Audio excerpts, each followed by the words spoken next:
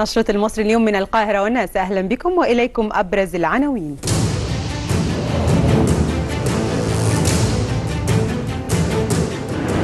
معركة جديدة للخدمة المدنية في البرلمان. أعضاء الصحفيين الخمسة شاركنا في اجتماع الأهرام لمنع شق الصف. حريق الرويعي التهم البضائع والمباني في العتبة. جيمس مورن: قضية ريجيني معقدة والاتجاه لوقف المساعدات. وداع أسطوري من جماهير الزمالك لعمر جابر. نتنياهو يقول أن حربها في غزة تستهدف الأنفاق.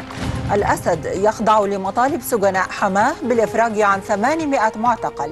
أردوغان: التحالف ترك تركيا وحيدة في مواجهة داعش. وسليمان جودة يكتب: لو يحسبها شريف إسماعيل.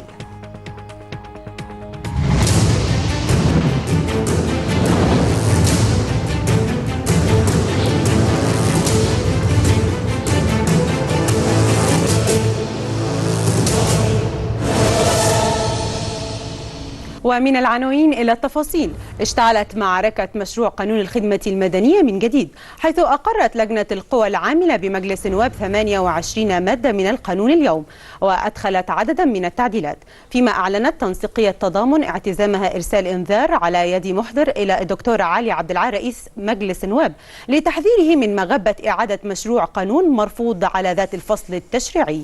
ولمزيد من التفاصيل معنا عبر الهاتف الأستاذ طارق الكاشف، المنسق العام بين الأطراف المعترضة على قانون الخدمة المدنية. أستاذ طارق، أهلا بك معنا في هذه النشرة. إذن هناك موافقة على 28 مادة من القانون وهناك تعديلات، هل هذه التعديلات تم الموافقة عليها من قبل الأطراف المعترضة على القانون بالأصل؟ السلام عليكم. السلام عليكم. وعليكم السلام، اتفضل. لا طبعا ما تمش الموافقه عليها، ومشروع القانون اللي دخل لجنه القوى العامله حتى الان لم يعرض لا على النقابات ولا على العاملين، بل بالعكس بيعتبروه اثار عسكريه بيفاجئوا به الناس، زي ما نفس الفكره اللي اتعملت في القانون لما خرج بالليل واتفاجئت العاملين 6 مليون عامل منه في قانون بينظم شؤونهم وهم بيطبق عليهم في ثاني يوم هم ما عندوش فكره عنه. نفس الفكره ونفس الغلطه بتكررها الحكومه تاني مع العاملين بشكل في تحدي لل 6 مليون موظف، ودلوقتي احنا مش عارفين ايه السبب. يعني هل الحكومه بتعاند موظفيها ولغت مجلس وبتورط مجلس النواب؟ لان اللي بيحصل ده توريط المجلس النواب مع العاملين. العاملين دول 6 مليون موظف، وراهم حوالي 30 مليون اسره موجودين في كل الدوائر الخاصه بالنواب. لما النواب يتعرض عليهم قانون هم سبق اهليهم رفضوا، ما يتصنفش الموضوع الا ان القصه دي توريط لمجلس النواب. توريط مجلس النواب وسقطه دستوريه انه يتعرض مجلس قانون سبق رفضه على مجلس النواب مره اخرى لاعاده اقراره بنفس عيوبه وبنفس الخطا اللي فيه واعتراضات العاملين عليه. نعم، إذا ما الذي ستتقدمون به غدا في عندما يستقبلكم رئيس مجلس النواب المصري في يعني لمحاولة لتقريب النظر بينكم وبين المجلس أو النواب؟ للأسف يا أستاذة، رئيس مجلس النواب مش هيستقبلنا. احنا المبادرة دي يعني طالعة من تنسيقية تضامن، لأنه في ورقة اتحضرت واتعملت بين العاملين في اطار حوار مجتمعي، لما لقينا الحكومه سد ودانها وعامله نفسها انها مش شايفه 6 مليون موظف قدامها، فقررنا ان احنا نقوم بالمبادره ونعمل حوار مجتمعي على قانون، وحضرنا ورقه بالحد الادنى المقبول للعاملين في حقوقهم وفي التزاماتهم، لان فلسفه القانون اللي اتعملت واللي بتتعمل حاليا القصد بيها تخفيض مرتبات الموظفين. طيب أستاذ طارق، يعني أفهم من كلام حضرتك أنكم ستسلكون مسلك التصعيد. طبعا احنا بس التصعيد المدروس، التصعيد اللي فيه مبادرة بان احنا مش عندنا نية التصعيد، بس الحكومة بتعاند موظفيها. الحكومة هي عقل الدولة، والموظفين دول جسدها. الحكومة بتقتل جسدها، يعني بتعاند موظفيها. في كمية يعني حقد وغضب بين الموظفين بشكل غير عادي لغايه دلوقتي. نعم استاذ طارق الكاشف، جزيل الشكر لحضرتك. وضحت الفكره المنسق العام بين الاطراف المعترضه على قانون الخدمه المدنيه. ولمزيد من التحليل تنضم الينا في الاستوديو الدكتوره رشا سمير الروائيه والكاتبه الصحفيه. اهلا بحضرتك يا دكتور. اهلا بك. على ما يبدو ان يعني قانون الخدمه المدنيه هذه الازمه تعود للظهور على السطح مره اخرى، راي حضرتك في هذا التصعيد؟ والحقيقه انا شايفه ان قانون الخدمه المدنيه ده قانون هام جدا، وقانون الحقيقه الدوله لازم تعمله في مرحله ما، ولكن العرض اللي بيتم بيه القانون والتعديلات اللي بتتم على القانون الحقيقه انا شايفاها يعني موضوع يعني عمال يروح ويجي ما بين البرلمان وما بين ما فيش حاجه بتحصل. يعني الحقيقه القانون بيتطرق اكتر للحاجات اللي انا شايفه انها سطحيه جدا، الاجازات العارضه، الاجازات المرضيه، العلاوات، ولكن الحقيقه في فساد في مؤسسات الدوله فظيع جدا. والفساد ده عشان النهارده اقعد احط قانون زي ده في ايد الناس اللي المفروض تطبقه، ولازم يبقى الناس اللي هتطبقه الحقيقه على مستوى او على قدر من المهنيه انها تعرف تطبقه. مؤسسات الدوله فيها فساد، في الحقيقه فروقات كتير ما بين مثلا المرتبات في نفس القطاع وفي نفس المستوى الوظيفي، في طريقه التعيين في المؤسسات بتتم بطريقه الحقيقه مهترئه جدا، وطريقه فيها واسطه، ما زال فيها واسطه وما زال فيها كل شيء. فاذا لازم يبقى في نوع من العلاج بشكل اقوى شويه، لازم يبقى في عرض للمشروع بشكل اقوى. يعني مثلا النقابات العماليه لازم تتدخل في ان يطرح عليها هذا القانون، ولازم يتم عرضه على مستوى اكبر من كده شويه، انما هيفضل رايح جاي على البرلمان يتعمل عليه تعديلات، وهيعمل انا اعتقد ان هو في هذه المرحله هيعمل بلبله اكتر من اللي كانت موجوده. يعني أكد أعضاء مجلس نقابة الصحفيين الخمسة الذين شاركوا في لقاء الأسرة الصحفية بالأهرام أمس الأول أن حضورهم لهذا الاجتماع ينطلق من شعورهم بالمسؤولية تجاه جميع أطياف الجمعية العمومية، والرد على كل التساؤلات التي شغلت الجماعة الصحفية في الأيام الأخيرة لمنع شق الصف الصحفي، فيما أعلن حاتم زكريا عضو مجلس النقابة تراجعه عن الاستقالة التي كتبها ولوح بتقديمها. دكتورة رشا، ما هي سيناريوهات الخروج من هذه الأزمة؟ الحقيقه يعني هي الازمه من الاول الحقيقه ما كانش ليها اي لازمه. يعني وهي ازمه الحقيقه يعني طبعا يعني من الاول حصل غلطه من الداخليه قبلت ب1000 غلطه من الصحفيين. فالسيناريوهات المطروحه المفترض يبقى في حاله من رأب الصدع. هذا هيتم ازاي؟ هيتم بشيء من الحوار، والحوار اللي ما يصلش لدرجه التراشق اللي احنا شفناه اللي حصل في المرتين اللي حصل فيهم حوار. يعني الحقيقه حصل نوع من الشقاق الحقيقه اللي يعني ما كناش نتمناه ما بين المواطن المصري وبين الصحفيين، وبين الصحفيين وبعضهم، وبين المواطن والداخليه. ده كله ما كانش الحقيقه مطروح من الاول. يعني حصل غلطه وهنقول ان الداخليه طبعا الحقيقه السيناريو برده مش واضح، لان من الاول خالص ما كانش واضح هو حصل فعلا اقتحام ولا ما حصلش. ما فيش حاجه مصوره، ما فيش شهود، ما فيش حاجه واضحه يعني. ولكن اذا كان فعلا حصل اقتحام وحصل غلطه من الداخليه كان لازم ان تقابل، او حصل شيء كان يعني لازم ان يرد على هذا بتدخل اعقل من كده الحقيقه شويه. ولكن فكره ان الصحفيين قوموا الدنيا والحقيقه حصل شقاق ما بينهم وبين الشارع، ودي حاجه الحقيقه خطيره جدا، لان الصحافه مهنه محترمه، والمفروض الصحفي ده يبقى صوت الشعب مش ان الناس تقوم عليه. فحصل وقيعه ما بين الاثنين. لازم الحقيقه النهارده يعني اذا كان الانشقاق حصل ما بين الصحفيين وفي النقابه ذاتها، فما بالك ما بين الشعب والصحفيين، وهنرجع هذه العلاقه ازاي؟ لازم يحصل نوع من الحوار الحقيقه العاقل اللي لازم تتدخل فيه كل الاطراف الكبرى بقى، الناس العاقلين يعني عقلاء في البلد دي، عشان يقدروا يحصل فيه نوع من التفاهم يعني عشان نخرج من الازمه. للمرة الثانية في أقل من أسبوع اشتعلت النيران بمنطقة الرويع بالعتبة في الساعات الأولى من صباح اليوم، ودفعت الحماية المدنية بالعديد من سيارات الإطفاء في محاولة لإخماد الحريق الهائل الذي نشب في أحد فنادق المنطقة، وامتد لعدد من العقارات المجاورة له، وأسفر الحريق عن وفاة 3 أشخاص وإصابة 91 شخصا.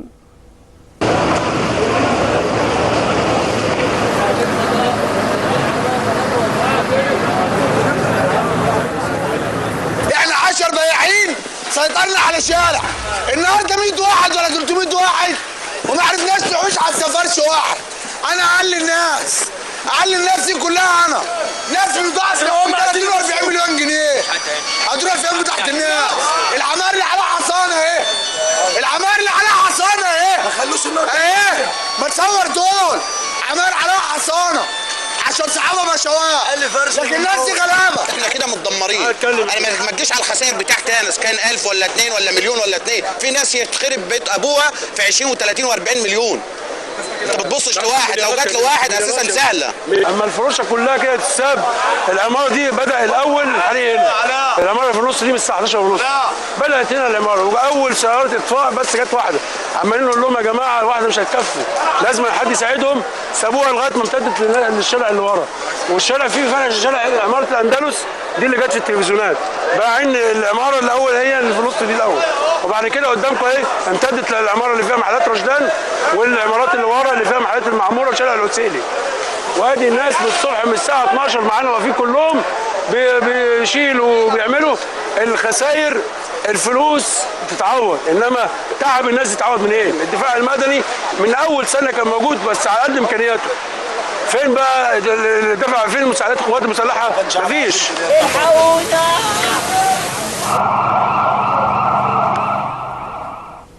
وللمزيد من المتابعة معنا من المصري اليوم أستاذ يسري البدري رئيس قسم الحوادث. أستاذ يسري، هل وضعتنا في آخر مستجدات الحادث الذي وقع في العتبة اليوم؟ للمرة الثانية في أسبوع حادث جديد يضرب منطقة الرواعي التجارية. الخسائر حتى هذه اللحظة تفوق 50 مليون جنيه وفقا لأصحاب المحلات المضارة.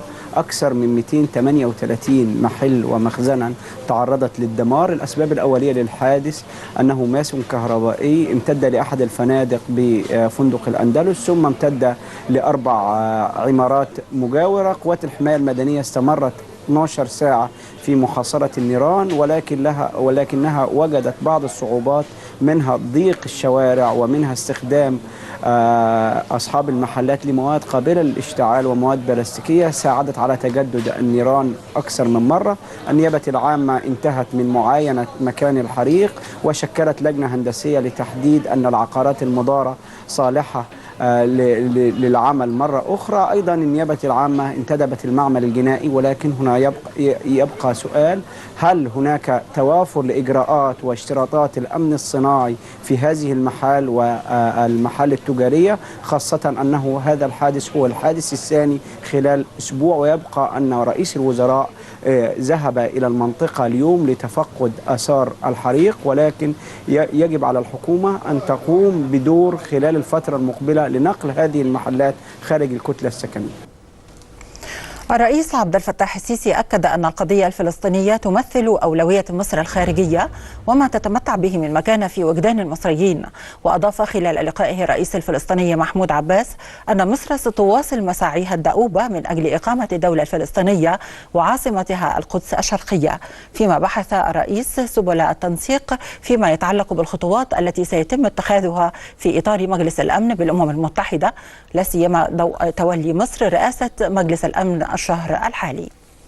وزير الخارجية سامح شكري غادر إلى نيويورك اليوم لترأس وفد مصر في جلسات مجلس الأمن، وذلك بمناسبة رئاسة مصر الحالية لأعمال المجلس. وقال المستشار أحمد أبو زيد المتحدث الرسمي لوزارة الخارجية قال أن شكري سيشارك في العديد من الفعاليات سواء في مجلس الأمن أو الجمعية العامة للأمم المتحدة، كما سيعقد عدد من اللقاءات الثنائية مع وزراء خارجية عدد من الدول والمسؤولين بالأمم المتحدة. ولمزيد من التفاصيل معنا من المصري اليوم الأستاذ فادي فرانسيس المحرر الدبلوماسي. إذن أستاذ فادي، ما هي أجندة وتفاصيل لقاءات واجتماعات وزير الخارجية في نيويورك؟ وزير الخارجية سامح شكري توجه اليوم إلى نيويورك في زيارة لمدة 3 أيام، في أول زيارة رسمية بعد تولي مصر رئاسة مجلس الأمن خلال شهر مايو. هيترأس غدا جلسة هامة عن مواجهة الأفكار الأيديولوجية للتنظيمات الإرهابية. هينتهز في الزيارة دي أيضا عقد لقاءات ثنائية مهمة مع وزراء خارجية كل من هولندا والمجر ونيوزيلندا. أيضا خلال هذه الزيارة سيبحث في لقاءات مشتركة مع رئيس الجمعية العامة للأمم المتحدة عدد من القضايا أبرزها القضية الفلسطينية وبحث وقف الاستيطان الإسرائيلي. وأيضا سيتم مناقشة أوضاع الأزمة السورية. وزير الخارجية أيضا سيلتقي بعدد من مرشحي الجمعية العامة للأمم المتحدة، وطبعا ده بيأتي في ظل رئاسة مصر للجنة مكافحة الإرهاب خلال تواجدها في مجلس الأمن العضوية غير مشتركة لعامي 2016 و2017. دكتور رشا، لازم أرجع لك مرة تانية. تقييم حضرتك كيف يمكن أن تستفيد مصر من رئاسة مجلس الأمن في هذا الشهر؟ الحقيقة أنا شايفاها طبعا فرصة هامة جدا عشان مصر تقدر تطرح العديد من القضايا الإقليمية والدولية على الساحة العالمية يعني. فطبعا انه وصول صوت مصر لبره ده شيء مهم جدا، ان هي تقدر تطرح قضايا هامه زي مثلا قضيه سوريا، قضيه فلسطين اللي كنا لسه بنتكلم عنها. سياده الرئيس قال ان احنا لازم نطرح هذه القضيه وعودتها الى الساحه مره اخرى، لان القضيه الفلسطينيه توارت بشكل شديد شويه. قضيه الارهاب وهي قضيه هامه جدا الحقيقه بقت تجابه المنطقه كلها، ومصر اكثر اعتقد من اكثر الدول الموجوده في المنطقه اللي بتكافح الارهاب وبتحاربه. قضيه حمايه المدنيين العزل ضد يعني الانتهاكات او الصراعات المسلحه اللي موجوده في المنطقه، حاجه زي مثلا القضيه السوريه واللي شايفين المدنيين بيتعرضوا له هناك. الحقيقه الموضوع يعني تفاقم وخرج عن الاطار الطبيعي، وابقى شايفه فيه حمايه. الحقيقه شايفه الناس كلها بتلوك الموضوع انها بتتحدث عنه، ولكن الحقيقه ما فيش حمايه واقعيه او ما فيش حاجه حقيقيه اتعملت للمدنيين في سوريا. فالقضيه السوريه مهمه، القضيه الليبيه، الصراع في اليمن، قضيه الارهاب وهي القضيه الكبرى، وفرصه طبعا جيده جدا باركتها الصين وضعها الرئيس الصيني، وقال ان مصر يعني دي خطوه مهمه جدا ترأسها لمجلس الامن، ولان ده مره ثانيه بقول ان مصر بتترأس المنطقه كلها وبتتحدث باسم المنطقه العربيه لان هي كبرى الشقيقات يعني. رئيس وفد الاتحاد الأوروبي بالقاهرة جيمس مورن قال إن العام الماضي كان عام التحديات في مصر والاتحاد الأوروبي خاصة في مواجهة الإرهاب، وأكد في حواره مع المصري اليوم أن عمليات التحقيق في قضية مقتل الشاب الإيطالي ما زالت مستمرة، متمنيا أن تكون التحقيقات شفافة لأنها حتى الآن تبدو معقدة. وأكد أن العلاقات الأوروبية المصرية متينة وليس هناك اتجاه لوقف المساعدات لمصر. دكتورة رشا، بالعودة إليك مرة أخرى، ما رأيك في التلويح الدائم بالمساعدات من قبل الغرب؟ والله أنا شايفة أن في فكرة قطع المساعدات أو هذه النغمة أصبحت مستهلكة ومهترئة جدا لعدة أسباب يعني. أولها طبعا أن النهاردة مصر قدرت أو أنها بالتعاون مع الأشقاء العرب أو في منطقة الشرق الأوسط أن يبقى في نوع من التعاون ما بيننا كلنا، فده بقى يخلي موضوع المساعدات ده يأتي في المرتبة الثانية يعني. ثاني حاجة أن هذه الدول التي تروح دائما وأبدا بقطع المساعدات لها الحقيقة مصالح مع مصر، وطالما لها مصالح مع مصر فموضوع أن هو كل شوية يلوحوا بهذا الكلام هي مجرد تهديدات فارغة. والحقيقة مصر برضو يعني السبب الثالث ان مصر فتحت سكه مع دول كتير تانية ما كانتش موجوده في الخريطه قبل كده، زي يعني دول كتير قوي من ضمنها روسيا مثلا. فالحقيقه اعتقد ان هذه النغمه يجب ان تتوقف يعني. قالت صحيفة نيويورك تايمز الأمريكية أن ما لا يقل عن 120 من الكتاب والفنانين البارزين من مختلف أنحاء العالم وقعوا رسالة إلى الرئيس عبد الفتاح السيسي لحثه على إطلاق سراح أحمد ناجي الكاتب والصحفي المصري المسجون بسبب رواية اعتبر أنها انتهكت الآداب العامة. ومن الشخصيات البارزة الموقعة وودي آلن ومارغريت أتود وجون كويتسي وجيسيكا هاجدرن وديفيد أندري وانغ. دكتور رشا، باعتبار حضرتك روائية وكاتبة، مبدئيا ما رأيك في هذه المبادرة؟ وهل أنت مع تدخل الرئيس للإفراج عن أحمد في سجنه يعني والحكم اللي صدر ضده؟ والله أنا كنت مع المبادرة لو يمكن يعني أطلقها أدباء مصريين، ولكن مش عارفة، أنا ضد إن فكرة إن الغرب يتدخلوا في هذا الشأن، لأن أولا أنا كمان ضد تدخل الرئيس بإلغاء الحكم أو غيره، لأن هذا حكم قضائي والرئيس لا يتدخل في القضاء، وقالها صراحة والدولة قالتها صراحة ما حدش يتدخل في أحكام القضاء. أنا ما بحبش أتكلم عن كلاشيهات إن هو قمع وحريات وغيره، لكن الموضوع أكبر من كده لأن القضية كبيرة يعني. الحقيقة شايفة إن تدخل رئيس الجمهورية مش مطلوب، والحقيقة لما أمريكا أو غيره أو أي كتاب بيتم منعه بره، الأدباء المصريين يجرؤوا على فكرة أنهم يقدموا مذكرة أو غيره، ولأوباما مثلا يقولوا له وقف، وده حصل في مثلا في بعض الروايات اللي تم مقاطعتها أو تم عمل إن هم تم مقاطعتها لأنها على فكرة روايات خارجة، وبره برضو بيقاطعوا الروايات الخارجة وبيقاطعوا السينما الخارجة، يعني مش مصر بس هي المبدعة في حتة الحريات، بس دايما يتهمون بالتخلف في هذه المنطقة يعني. فالحقيقة لا أتمنى أن الرئيس يتدخل، ولا أعتقد أن الرئيس يتدخل، وكنت أتمنى لو ظل هذا الموضوع في إطار الأدباء المصريين ومصر فقط، ولو أني أنا ضد العمل يعني. في الجزء الثاني من حوار المصري اليوم مع الكاتب والسيناريست وحيد حامد التي يكشف فيها أسرار جديدة من الجزء الثاني لمسلسل الجماعة، مؤكدا أنه سيقدم بالمصادر الموثقة مفاجآت جديدة حول مشاركة الرئيس الأسبق محمد نجيب جماعة الإخوان في الإعداد لتنفيذ عملية اغتيال الرئيس عبد الناصر، كما علق على التناول الإعلامي لقضية تنازل مصر عن جزيرتي تيران وصنافير. وللمزيد نتابع التقرير التالي. هناك خسارة كبيرة جدا بالنسبة للمصريين، ايه هي الخساره؟ اولا هي خساره وجدانيه في الاول، شيء انت عشت، انت عارف في الافلام المصريه في الافلام المصريه لما عارف فيلم الخطايا، لما عبد الحليم حافظ كبر وقام في الاخر قال له ده انت مش ابني، اهو اهو بالظبط كده. احنا عشنا عمرنا كله على ان هذه الجزر مصريه، وفجاه ما بقتش مصريه، فطبعا في شيء يعني في صدمه. عمر جابر نجم فريق نادي الزمالك والمنتقل حديثا لصفوف بازل السويسري حظي بوداع أسطوري من جماهير النادي ورابطة مشجعي الفريق وايت نايتس التي تجمعت أمس أمام منزله وهتفت له، خصوصا أنه أكثر اللاعبين قربا للرابطة. وتفاعل اللاعب معها بترديد الأغاني وفاجأ شيكابالا الجميع بالحضور والهتاف مع الجماهير لعمر جابر مرددا مع السلامة يا ابن النادي. للمزيد نتابع التقرير التالي للزميل عبد الرحمن جمال. بص انت يا ابني انت وقعت مع واحد امبابي. انت وقعت مع واحد امبابي. انا اصلا طب قلت لي مش كده ليه؟ ايه؟ يعني حاجه بالنسبه لي كبيره جدا.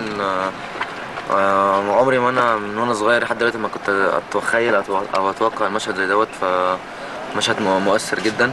متربي في نادي الزمالك ولعبت في نادي الزمالك من عندي 5 سنين، هيبقى صعب جدا عليا ان انا العب في حته غير نادي الزمالك، فبالنسبه لي يعني ليه اهميه كبيره، فبشكرهم جدا طبعا على اللي هم عملوه دوت. حاجه كبيره جدا في حياتي وفي تاريخي. وبصراحه كلمني على الرقم، بس هم الناس هناك ان شاء الله يعني حاجزين لي رقم 4 باذن الله. عندي ان شاء الله تحدي باذن الله، ربنا يقدرني وابقى قده. يحيى وابراهيم وساشا الناس اللي جابوا العرض، يعني هم ما اقنعونيش، يعني هم جابوا العرض وعرضوه على نادي الزمالك. انا طبعا يعني كنت موافق بصراحه. كنت مرحب بشكل كبير ان انا اخد التجربه دي. فعرضوا العرض على نادي الزمالك. نادي الزمالك بصراحه يعني انا قلت ممكن الامور تبقى اصعب من كده، بس هم طلبوا فلوس زياده، وما كانوش طالبين فلوس دي خالص في الاول، بس هم طلبوا فلوس زياده والنادي هناك الحمد لله وافق. هركز ان شاء الله في شغلي اطلع كل اللي عندي، وان شاء الله تيجي حاجه عن طريقهم تبقى حاجه كويسه. اكيد هم مش هيقفوا معايا فيها، بس انا رايح تركيز الاول اعمل حاجه كويسه في بازل ان شاء الله. كل الناس كلها تدعي لي ان شاء الله، وباذن الله ربنا يكرم وابقى عند حسن ظن الناس كلها باذن الله. لعبت ضد المنصوره اول سنه اللي في الدوري مع كابتن حسام حسن. يلا يا عم بص انت معاك؟ لا انا وصلت.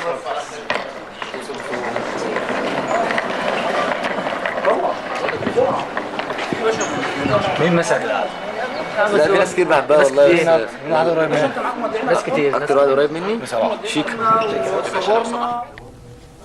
والآن إلى فاصل نواصل من بعد نشرة المصري اليوم من القاهرة والناس.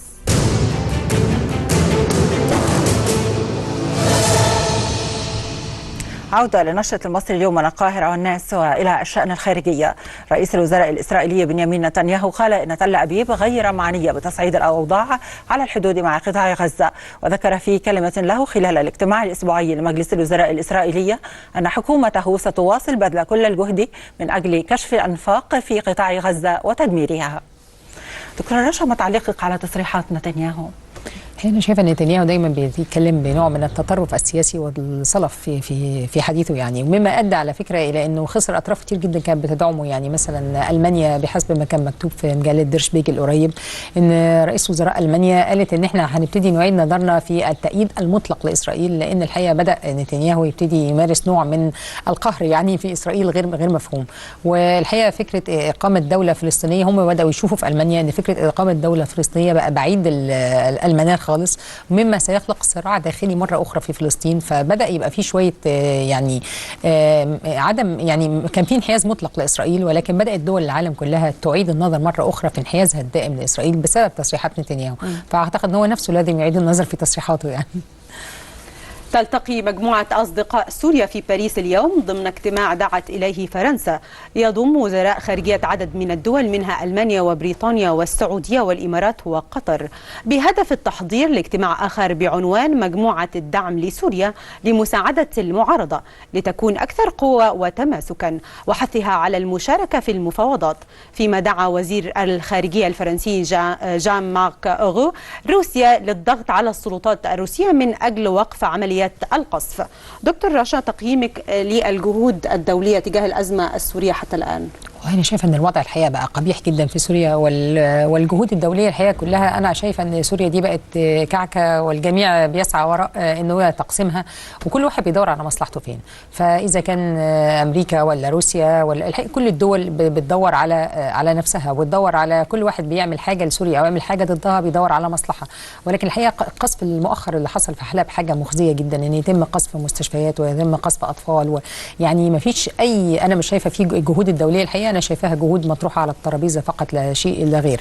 ناس بتتكلم وبتعمل، حتى لما بيطرح هدنة أو غيره بيتم يعني الإطاحة بموضوع الهدنة ده بعد 48 ساعة ويعاد الضرب مرة أخرى. فالحقيقة القضية السورية يجب أن تؤخذ في الاعتبار بشكل أفضل، وأعتقد أن مصر قادرة على طرح ده في مجلس الأمن إن شاء الله يعني.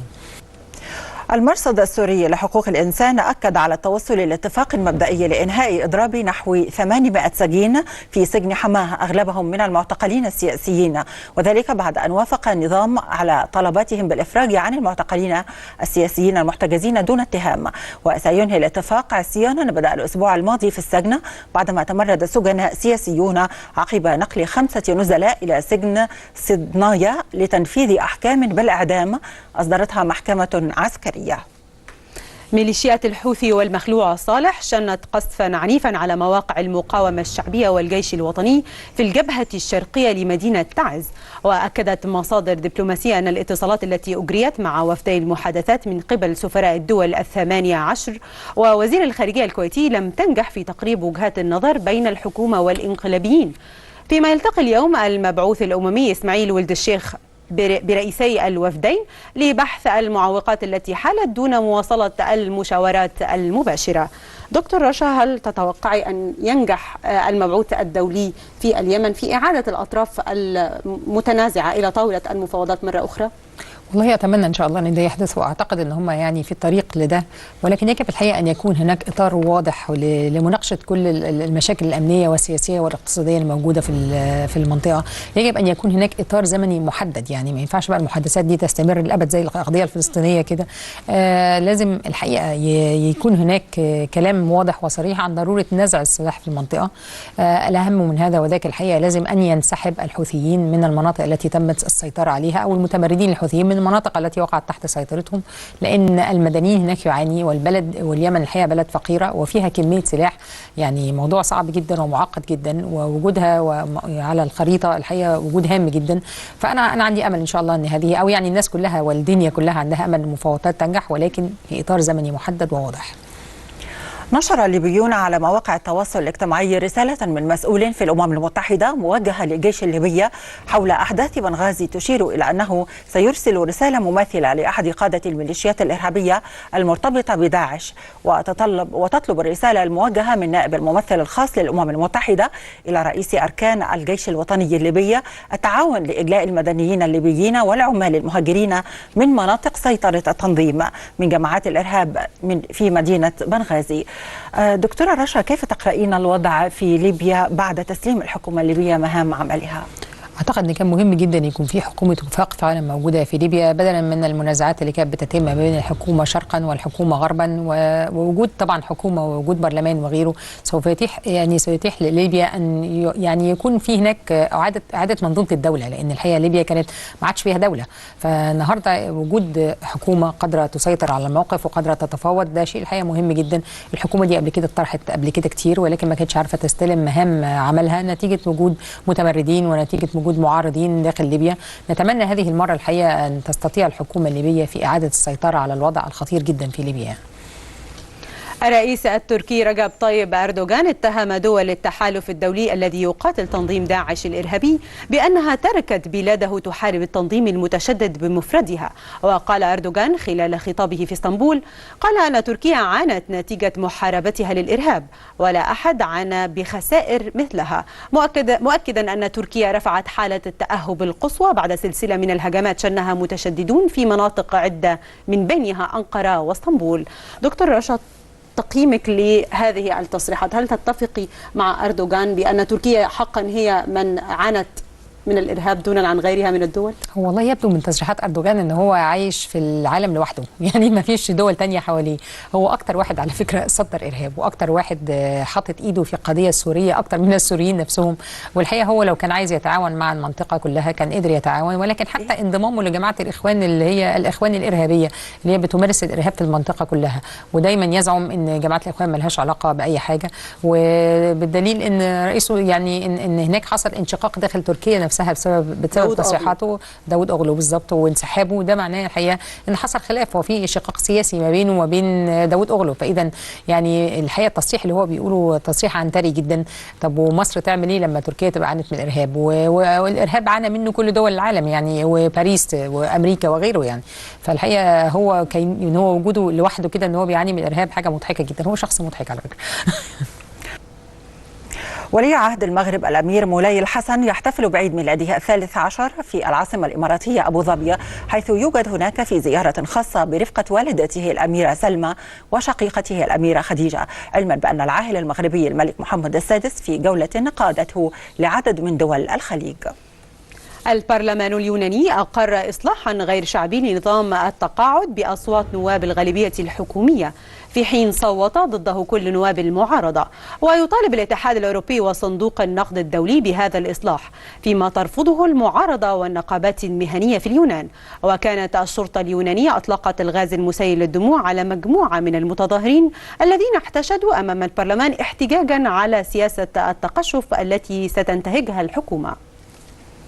رئيس بلدية لندن المنتخب حديثا صديق خان شارك في حفل الذكرى السنوية لتأمين ضحايا الهولوكوست في أول عمل رسمي له. وكان رئيس بلدية لندن السابق والمنتمي لحزب العمال أيضا منع من المشاركة في الحفل بعدما زعم أن أدولف هتلر ساند الصهاينة في إقامة دولة إسرائيل. وجهت دعوة لمشاهير فنون الرسم والنحت في الشوارع من جميع أنحاء العالم لزيارة دبي وطلاء الجدران بأحدث مبتكراتهم في سيتي ووك بمنطقة جميرة. وتهدف هذه المبادرة لإدخال فنون الشوارع ذات الجودة العالية للمنطقة. في مسابقة يطلق عليها اسم سترونج مان، يتنافس النساء في رفع برميل يزن 23 كيلوغراما بالإضافة إلى الرمي والجر ورفع الأثقال الثقيلة. وتشمل فعاليات المسابقة جر شاحنة إطفاء تزن 23 طنا بيد واحدة. وقالت مسؤولة بالشركة التي تنظم المسابقة أن النساء يمثلن الآن ما يصل 35% من بين 20,000 مشارك من الولايات المتحدة، معظمهم من الأمهات. فاصل ونواصل نشرة المصري اليوم من القاهرة والناس.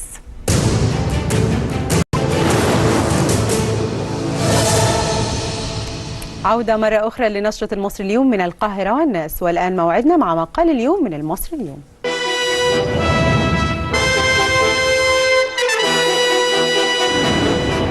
وتحت عنوان الأسرة الأهرامية العريقة، يكتب حمدي رزق في عدد الغد من المصري اليوم رافضا قرارات مؤتمر الأسرة الصحفية الذي عقد أمس بجريدة الأهرام لحل أزمة الصحفيين ووزارة الداخلية، ووصفه بإملاءات الأسرة الأهرامية على جموع الصحفيين، والتي تطالب بعمومية طارئة للصحفيين لحل مجلس نقابتهم في وسط الأزمة، متهما باستغلالهم الأجواء الغاضبة على مجلس النقابة حكوميا وشعبيا وشق الصف الصحفي. وتحت عنوان لو يحسبها شريف إسماعيل، يكتب سليمان جودة في عدد الغد من المصري اليوم عن تصريحات وزير المالية الدكتور عمرو الجرحي حول تخفيض الدعم على الطاقة في الموازنة الجديدة للدولة من 62 مليار إلى 35 مليار، وهو الأمر الغامض دون أن يوضح شيئا عما إذا كان هذا النوع من الدعم سوف يجري منعه عن الذين لا يستحقونه فعلا وكيف، أم أنه سوف لا يذهب إلى الجميع مستحقين وغير مستحقين، مطالبا شريف إسماعيل أن يضع مقترحات لرفع الدعم عن الأغنياء. دكتورة رشا، إلى أي مدى يمكن أن تتفقي مع رأي الكاتب من مخاوفه عن رفع الدعم عن الجميع؟ والله هو يعني خليني ارجع معكي بس للامس القريب واذكر المشاهدين واذكركم ان بيان الحكومه الذي قدم للبرلمان الحقيقه كان بيان برضو غير واضح، فالحقيقه واضح انها حاجه مش جديده، يعني ان الحكومه تطرح شيء غير واضح يعني. فالبيان نفسه ما كانش واضح فيه هم عايزين ايه، وتم المناقشه عليه كتير جدا. دائما وابدا حكومه شريف اسماعيل بتقول ان احنا مع رفع المعاناه عن المواطن، وينتهي الامر ان هو رفع الدعم عن المواطن مش المعاناه. هيفرقوا ازاي اذا كان المواطن ده فقير ولا غني والدعم هيترفع عن مين؟ مفيش حاجه واضحه. وكالعاده الحقيقه انا شايفه ان في تقاعس من الحكومه في الاداء، ومفيش شيء بيقدم للمواطن اللي فعلا بيعاني ما لم تكن مؤسسه الجيش هي اللي بتقدم هذا الشيء.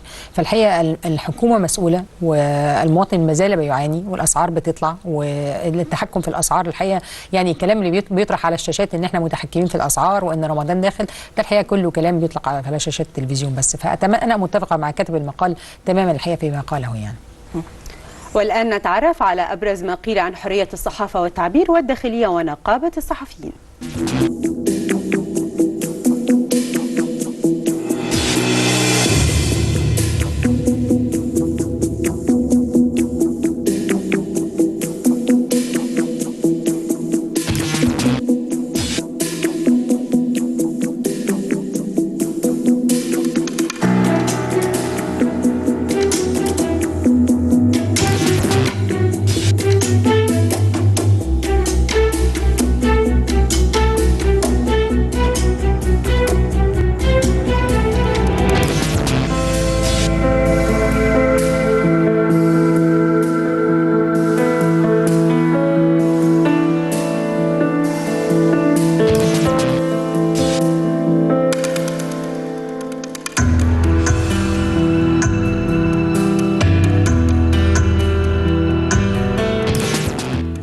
والآن فاصل ونواصل من بعد نشرة المصري اليوم من القاهرة والناس.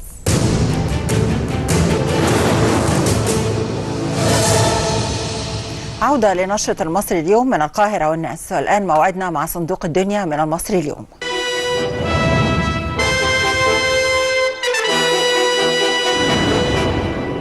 الفنان المبدع عبد الله رسام الكاريكاتير بالمصري اليوم هنشوف عبر ازاي عن رؤيته وعن وجهة نظر المواطنين لأزمة الصحفيين مع وزارة الداخلية من خلال التقرير اللي هنشوفه دلوقتي.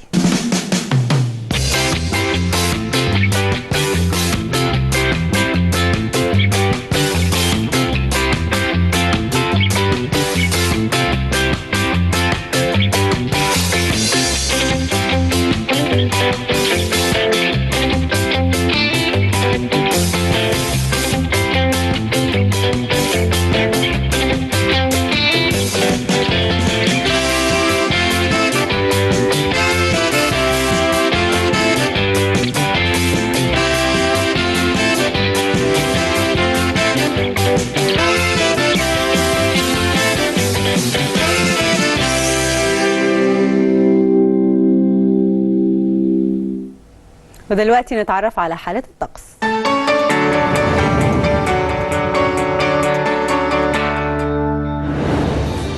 القاهرة 34 18، الإسكندرية 26 19، شرم الشيخ 34 26، الغردقة 34 22، الأقصر 40 22، أما عن أسوان فالعظمى 42 والصغرى 24.